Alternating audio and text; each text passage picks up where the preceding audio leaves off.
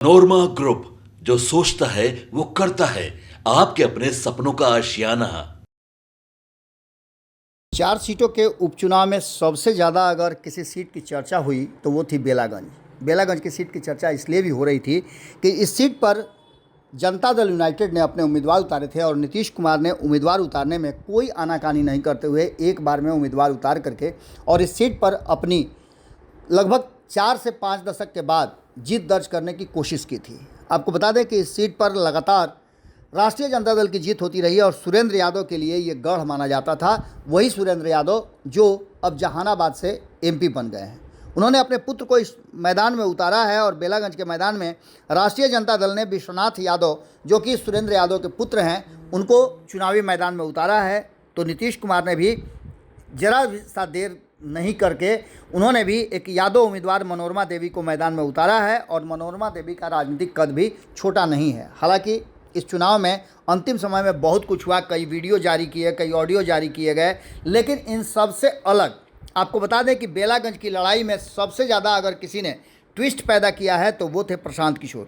प्रशांत किशोर ने यहाँ से अल्पसंख्यक समाज के मोहम्मद अमजद को उतार करके कहीं ना कहीं इस कहानी को दिलचस्प बना दिया था। आपको बता दें कि बेलागंज में सबसे ज़्यादा डर अगर किसी बात की है तो वो ये है कि यहाँ के वोटरों ने लगभग 5% से ज़्यादा कम वोट किया है। बेलागंज का पिछला रिकॉर्ड अगर देखा जाए तो बेलागंज में इस बार 56.21% वोट किया गया है, जबकि 2020 में यहाँ 61% से ज़्यादा वोटिंग हुआ था। और इसके कारण जो वर्तमान परिस्थिति बनी है उसमें कहा यह जा रहा है कि वोटर उदासीन रहे हैं। इन सभी बातों को लेकर के सुरेंद्र यादव को जो 2020 में 46.91% वोट मिले थे, जबकि जनता दल यूनाइटेड के अभय कुशवाहा को 32.81% वोट मिला था। ये वही अभय कुशवाहा हैं जो जनता दल यूनाइटेड से चुनाव लड़े थे और इस बार औरंगाबाद से वो सांसद बने हैं राष्ट्रीय जनता दल का लालटेन लेकर के। आपको बता दें कि अभय कुशवाहा ने भी इस क्षेत्र में कम मेहनत नहीं किया है सुरेंद्र यादव के पुत्र विश्वनाथ यादव के लिए। लेकिन यहाँ की लड़ाई बड़ा दिलचस्प हो गई है और इस लड़ाई में जहाँ एक तरफ करो या मरो का प्रश्न है राष्ट्रीय जनता दल के लिए, क्योंकि उसके गढ़ पर अगर उसकी जीत नहीं होती है तो निश्चित रूप से एक परसेप्शन बनेगा और आने वाले 2025 के मुख्य चुनाव जो होगा उस चुनाव में कई तरह की चर्चाएं शुरू हो जाएंगी। और अभी से ही तैयारियां 2025 की शुरू हो गई है, उसमें कहीं ना कहीं कमज़ोर पड़ती नजर आएगी राष्ट्रीय जनता दल। वहीं आपको बता दें कि नीतीश कुमार, जिन्हें एनडीए गठबंधन ने अपना अगुआ माना है, अपना नेता माना है, उनके लिए भी ये करो या मरो का प्रश्न है। एक ही सीट पे 4 सीटों में वो चुनाव लड़ रहे हैं और इस सीट पर उन्होंने अपने सारे हथकंडे अपना लिए हैं। नीतीश कुमार के सारे छत्रप और उनके जो नवरत्न हैं वो सभी यहाँ कैंप कर रहे थे और ऐसी स्थिति में इस लड़ाई को बड़ा ही दिलचस्प माना जा रहा था।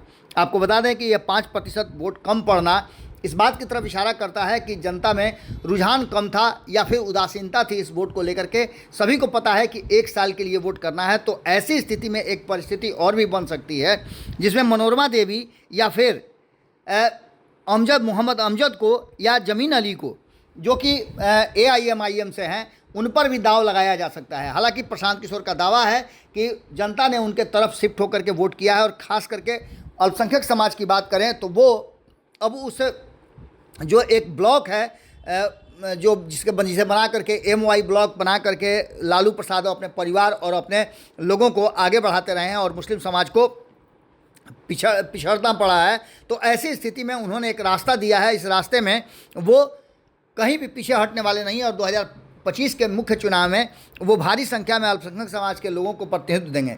मात्र 4 सीटों की अगर बात करें तो 4 सीटों में भी उन्होंने एक मुस्लिम नेता को दिया है। और प्रशांत किशोर ने इस कहानी में एक और ट्विस्ट लाने के लिए कहा कि उन्होंने चारों सीट में से किस सीट पर, खास करके 3 सीटों पर जो कि सामान्य सीटें हैं, उन पर मुस्लिम समाज के लोगों से मंत्रणा करने के बाद कि क्या उन्हें रामगढ़, तरारी या बेलागंज कौन सी सीट पे प्रतिनिधित्व दिया जाए। सबने ये एक सुर में फैसला किया था अल्पसंख्यक समाज के नेताओं ने कि बेलागंज में चूँकि उनकी संख्या 60 से 70 हज़ार के बीच में है तो ऐसी स्थिति में यहाँ लड़ना उनके लिए सुखद भी होगा और यहाँ जीतने के चांस भी हैं। उम्मीदवार यहाँ भी बदलने पड़े थे जनसुराज को, लेकिन इन सब के बाद एक तरफ जहाँ सुरेंद्र यादव टाल ठोक रहे हैं, उनको लेकर के भी आपने देखा होगा कि अल्पसंख्यक समाज को एकजुट करने के लिए ओसामा साहब को और हिना साहब को इस चुनावी जंग के दौरान ही पार्टी में शामिल करा करके लालू प्रसाद ने एक संदेश दिया, तो वहीं ओसामा को तो उन्होंने बेलागंज में चुनाव प्रचार के लिए भेज ही दिया था। बात आपको बताएं तो 2020 के मुकाबले में जो कुछ भी देखने को मिला था वो निश्चित रूप से इस चुनाव में देखने को नहीं मिल रहा है। 2015 में भी सुरेंद्र यादव यहाँ से जीते थे और इस बार उन्होंने अपने बेटे को चुनावी मैदान में उतारा है, जबकि मनोरमा देवी को इस चुनावी मैदान में उतार करके नीतीश कुमार ने भी एक राजनीतिक ट्विस्ट और देने की कोशिश की है। अब देखना दिलचस्प होगा कि इसमें सवर्ण और ख़ास करके जो कोयरी और दांगी समाज के लोग हैं वो किधर शिफ्ट किए हैं, क्योंकि अभय कुशवाहा और इसके साथ साथ बात करें तो उमेश कुशवाहा, उपेंद्र कुशवाहा और यहाँ तक कि सम्राट चौधरी जो कुशवाहा समाज के बड़े नेता अपने आप को मानते हैं और कहे जाते हैं, इनकी भी परीक्षा नीतीश कुमार इस बेलागंज सीट पर लेंगे। बेलागंज की लड़ाई में जो सामने नज़र आ रहा है वो साफ बता रहा है कि यहाँ की लड़ाई में तेजस्वी यादव और नीतीश कुमार बिल्कुल आमने सामने हैं।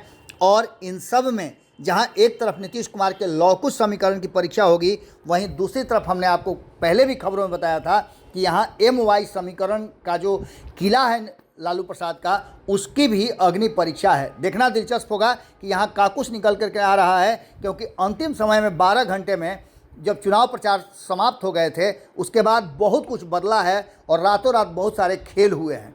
अब देखना दिलचस्प होगा कि जब 23 तारीख को परिणाम आएगा तो किस करवट ये ऊँट बैठता है, और उसी के आधार पर 2025 के चुनाव का समीक्षा भी होगा और तैयारियां भी शुरू होंगी। जुड़े रहिए भारत लाइव के साथ।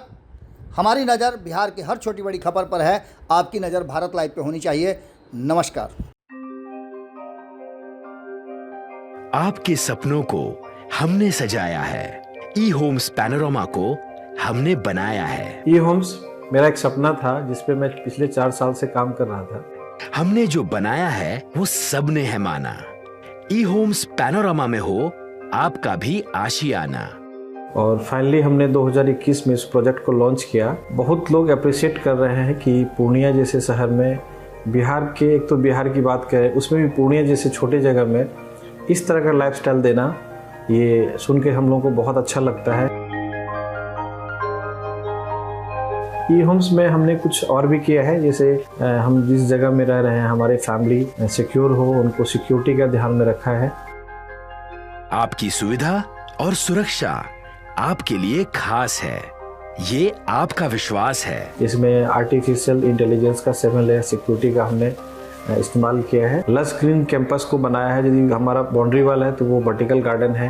ये जितनी भी फैसिलिटी होता है एक इंटरनेशनल टाउनशिप में ई होम्स है, ये हम लोग विश्वास नहीं कर पा रहे हैं। जो भी हमारे मित्र, दोस्त या जो भी हमारे बाहर के बाहर आते हैं तो हम लोगों को बहुत अच्छा सुनने को मिलता है और बहुत अच्छा क्रेडिट मिल रहा है। वो सारा हमने सिर्फ एक बिल्डिंग नहीं बनाया, हमने एक बहुत अच्छा लाइफस्टाइल दिया ई होम्स में, और मेरा एक सपना था जिसको मैं आज फुलफिल होते हुए देख पा रहा हूँ। ये आपका आवास है।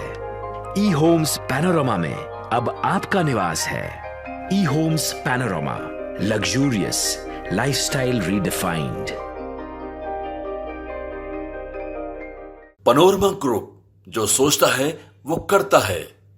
अगर ये वीडियो पसंद आई और वह बिहार के राजनीति और बिहारियत से सरोकार रखेनी तो सब्सक्राइब बटन दबा के चैनल के सब्सक्राइब कर ली। ओजे एगो घंटी बा, ओकरा बटन दबा देला से कुल सटीक और मारक खबर रुआ मुफ्त में मिल जाई। अगर रुआ पत्रकारिता के हमनी के नया प्रयोग में सहयोग कर चाहतानी तो ज्वाइन बटन दबा दी। पेटीएम नंबर नोट कर ली 9386 816 700। धन्यवाद।